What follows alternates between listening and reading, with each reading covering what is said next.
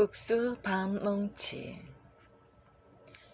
다시 해가 바뀌어 의류년 단기 4278년, 서기 1945년이 되었다. 이 무렵에 일본은 연합군에 의해 거듭 패전하고 최후의 발악을 하는 때였다. 인하여 이 땅의 생민들은 그 살기 등등한 일본의 횡포에 지쳐 있었다. 인정상가는 이해 정월의 문도들에게 이르기를 신명 대접하여 잃어버린 자유를 찾아라 하고 제를 모셨다. 당시 그 제사의 이름을 건국제라 했는데 제사가 끝난 후에 문도들에게 이르기를 이제 정치신이 떠났다고 하였다. 배어이는 옛날에 자신이 보았던 별천지를 항상 갈망하였다. 그러나 점점 더 숨통이 쥐어지는 괴로운 세상에 몸은 늙어가고 있었다.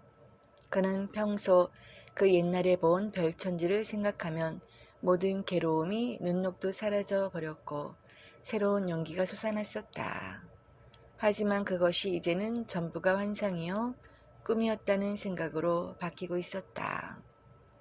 그러면서부터는 그의 괴로움은 더해갔고 지난 날이 후회스럽기만 하였다. 그의 손은 모진 고생으로 인하여 갈퀴발처럼 되었는데 그렇게 늙은 손이 봄바람을 만나자 더욱 거칠게 벌어져 있었다. 그는 봄바람에 튼 자신의 손등을 보다가 문득 인정상간의 조막손이 생각났다. 언젠가 그 어른이 말씀하기를 까마귀가 물러갈 때 나의 손이 펴진다 하지 않았던가. 그리고 그 후로 어른께서 손가락 하나를 펴는데 오랜 세월을 고생하지 않았던가. 배어이는 생각이 여기에 이르자 당장 봉안마을로 인정상간을 찾아갔다. 인정상간은 그의 방문을 지그시 웃으며 맞이할 뿐 예전과 마찬가지로 말은 없었다. 그는 어른께 인사를 드린 후에 맨 먼저 그 어른의 손부터 보았다. 한데 인정상간은 무명지와 새끼손가락을 제외하고는 나머지 손가락을 다 펴고 있었다. 그 손바닥을 보니 장미꽃처럼 고운 빛이었다. 이에 그는 어찌나 반가운지 눈물이 왈칵 쏟아져 버렸다. 그는 조심스레 물었다. 이제 어른께서 손을 펴셨으니 좋은 세상이 돌아왔는겨. 하자 인정상가는 대답 대신 눈을 감고 고개만 끄덕이는데 그 표정이 침울하였다. 한참 후에 그 어른은 평소에 그렇게도 말이 없던 입을 열어 말하였다. 내 손이 이만큼 펴진 것으로서 까마귀가 물러가긴 하겠지만 이제 이 땅에 까마귀보다 더 무도한 방우가 들어오게 되었어. 그러한즉 나는 잔인한 그들에게 도리를 가르쳐야겠어.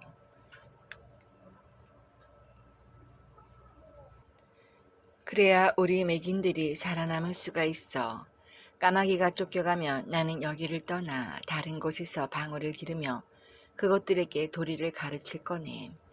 그러나 나는 방우가 물러가는 것을 보지 못하고 세상을 떠날 것이야. 배 여인은 까마귀가 쫓겨간다는 말은 바로 알아들을 수가 있었다. 어른께서 항상 일본인을 가리켜 까마귀라 했기 때문이다. 그러나 어른께서는 개를 가리켜 항상 방우라 했었는데 이 땅에 다시 방우가 들어온다는 말은 통 알아들을 수가 없었다. 하여 그는 방우에 대하여 알아보고자 했으나 어른께서는 입을 굳게 다물고 더 이상 말하지 않았다. 그래서 그는 더 묻지 못하고 집으로 돌아왔다. 마지막 무더위가 기승을 부리던 그의 7월 칠성날 정오에 일본 천황 히로히토는 연합국 측에 포츠담 선언을 수락하고 무조건 항복을 고하는 방송을 하게 되었다. 그러자 이 땅이 드디어 외놈의 질곡에서 벗어나 해방이 되었다. 해방이 되자 박금태, 서보산, 이규환 등이 인정상간 댁에 달려왔다. 이들은 환희의 눈물을 흘리면서 어른께 중생을 위해 돌을 펴줄 것을 간청하였다. 그러자 인정생관이 대답하였다.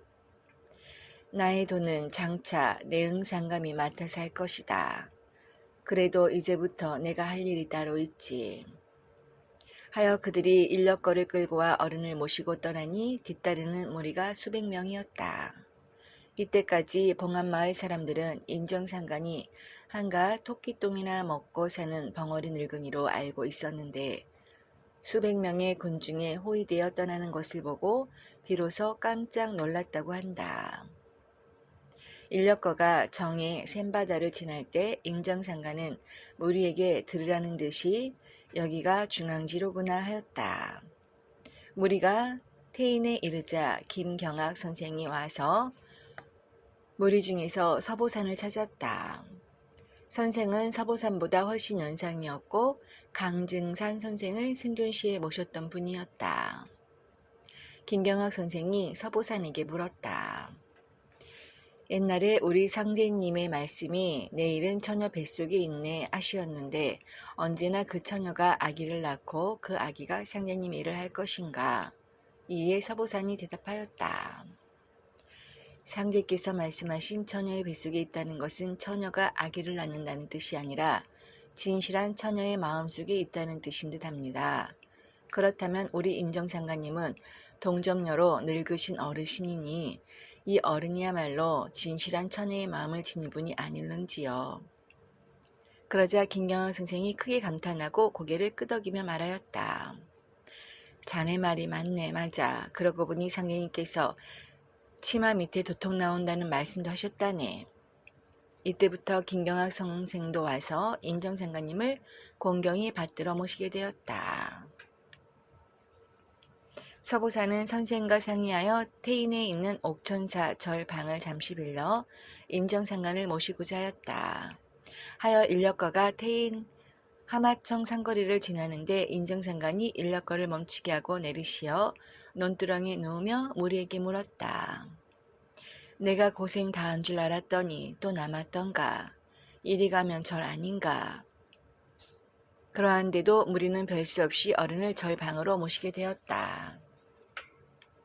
그러자 인정상가는 무리에게 이르기를 이삿짐은 절에 들여놓지 말고 중간에 두어라 하고 이어서 이곳은 내가 있을 곳이 아니네 하였다. 하여 무리가 여러 곳에 집을 물색해 놓고 인정상가께 마땅한 곳을 물었으나 고개를 좌우로 흔들 뿐 응하지 않았다. 그리고 가까운 데서 찾아보라 하였다. 그런데 마침 태인의 대상 박중창이 찾아왔다. 조장 서보사는 전부터 그와 절친한 사이였다. 서보사는 그에게 사정을 말하고 협력해 줄 것을 간청하였다. 그러자 박중창은 혼연히 자기 집으로 어른을 모시겠다고 하였다. 하여 서보사는 인정상관께 박중창의 집으로 거처를 옮기시는 것이 어떻겠느냐고 물어보았다. 그러자 인정상관이 반가워하며 이르기를 그 안사람의 심성이 묻어나니 그 집에서 몇 달 동안 있겠다고 하였다. 이에 앞서 박중창의 집에는 기이한 일이 있었다. 그의 아내 성삼순이 혼자 집에 있는데 중년의 점잖은 남녀가 찾아와 밥을 지어 먹고 가겠다고 하였다. 하여 성삼순이 그러라 하고 방에 들어가 막 있으려 하는데 밖에서 그릇 만지는 소리가 요란하게 들렸다. 들어올 때는 분명히 두 사람밖에 없었는데 소리를 들어보니 한두 사람이 만지는 소리가 아니었다. 이에 그녀가 즉시 밖에 나와보니 사람도 없었고 그릇 하나 건드린 흔적도 없었다. 그래서 심히 이상하게 여기고 있던 참인데 그러고 사흘 만에 서보산 일행이 인정상관을 모시고 와서 한동안 거처하겠다고 한 것이다. 그 이튿날부터 박장충의 집에는 인정상관을 찾아뵈려는 사람들이 하루에도 수백 명씩 모여들었다. 그러나 박중창의 아내 성삼순 여인은 얼굴 한번 찌푸리지 않고 인정상관을 극진히 받들어 모셨다. 처음에 사람들이 많이 찾아오자 그로서는 반찬거리가 제일 걱정이었다. 그런데 디란 채소밭에 심었던 호박, 가지, 물회 등이 늦은 가을인데도 하룻밤을 지내고 나면 주절주절 열려 있었다. 그리고 그것을 따다가 반찬을 만들면 그 맛이 또한 일품이었다. 이때는 이미 서리가 내려 다른 농가에서는 그런 것을 구할 수가 없는 시기였다. 하지만 성삼순 여인은 그런 상황을 생각할 겨를도 없었다. 인정상가는 그 집에서 2달 동안 머물다가 조장 서보산에게 명하여 태인향교 부근에다 집을 사라고 하였다. 하여 조장과 김영태 등이 집을 사놓고 풍고하니 인정상간이 집을 둘러보고 오는데 어떤 자가 소고기를 들고 지나갔다. 인정상간은 그것을 보자 그만 얼굴에 노한빛을 띠고 추종자들에게 이르기를 피나는 것을 먹으려고 역적질 도적질이다. 이런 못된 것들이 있느냐 너희들은 그러지 마라 하였다. 인정상간 일행이 성삼순 여인의 집을 떠난 이튿날이었다. 성삼순 여인은 그날 아침도 전처럼 반찬거리를 구하려고 그 채소밭에 들어갔다가 우두커니 서서 눈을 비비고 다시 보아야 했다. 어제까지만 해도 풍성하게 열매를 맺었던 채소밭에는 마른 넝쿨만 있을 뿐 호박이나 물회 등의 꽃도 보이지 않았다. 그는 그제서야 비로소 계절이 겨울이라는 것을 깨달았다. 그해 겨울 중경에서 김구 선생을 비롯한 임시정부 요인들이 국내에 들어왔다. 그러나 이들은 다 미국의 압력에 의해 한갓 평민의 자격으로 들어오게 되었다. 그런데다 이미 모스크바에서는 이 땅을 신탁 통치하자는 미소영 삼상회의가 있었다.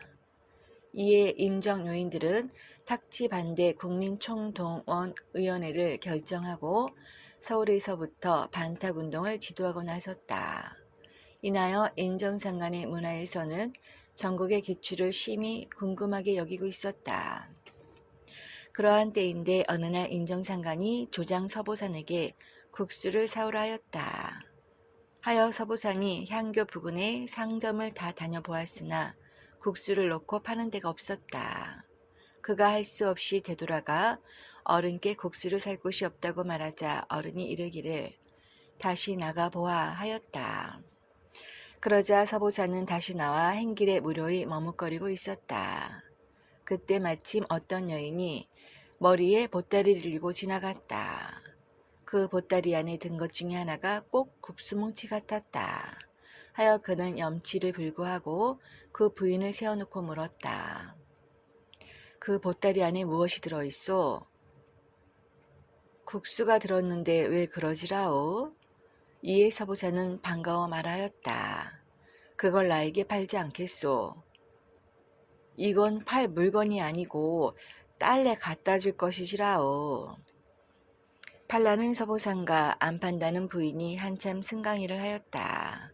마침내 서보사는 그 부인에게 그런 반만이라도 팔라고 사정을 하여 겨우 승낙을 얻어냈다. 서보산이 국수를 뭉치 중에서 반절만 사와서 인정상간에게 드리자 인정상간은 그것을 받아 상 위에 올려놓고 서보산에게 말하였다. 이제 알겠는가? 그러나 서보산은 그것이 무엇을 두고 이르는 말씀인지 도무지 알 수가 없었다. 하여 그는 고개를 갸웃거리고 대답하기를 잘 모르겠습니다 하였다. 이에 인정상간은 잘 생각해 보아 하고는 더 이상 말하지 않았다. 며칠 후 이중성이 서울에서 돌아오는 길에 태인에 들러 서보산을 찾아왔다. 이중성은 임정요인들과 함께 반탁운동에 대하여 깊이 논의하고 오는 길이었다. 그 또한 전국의 기추가 심히 궁금하였던 것이다. 그가 서보산을 찾은 것도 바로 그래서였다. 그를 통해 근래 인정상간의 거동을 잘 살펴보면 전국의 기추를 짐작할 수 있는 암시를 얻을 수도 있으리라고 생각했던 것이다. 이중성이 최근에 인정상간이 특별한 거동을 보인 일이 없느냐고 묻자 서보사는 국수 사온 이야기를 해주었다. 그런데 그 이야기를 들은 이중성은 그만 아연실색하여 어찌할 바를 몰랐다. 그러자 서보산이 물었다. 국수에 도대체 무슨 뜻이 있기에 그렇게 놀라십니까? 하자 이중성이 되물었다. 아직 생각해보지 않으셨습니까? 어른께서 잘 생각해 보라 하셨는데 도무지 알 수가 없었습니다. 국수를 나라 국자와 지킬 숫자로 생각해 보시오. 그런데 서양께서 겨우 절반만을 구해왔으니 이 나라가 장차 절반으로 지켜지게 될 것이라고 한번 생각해 보시오. 얼마나 두려운 일이 되겠소. 네, 그래서 놀라는 것이요. 이중성의 말이 여기에 이르자 서보산도 비로소 황연히 깨닫고 그와 함께 탄식을 하게 되었다.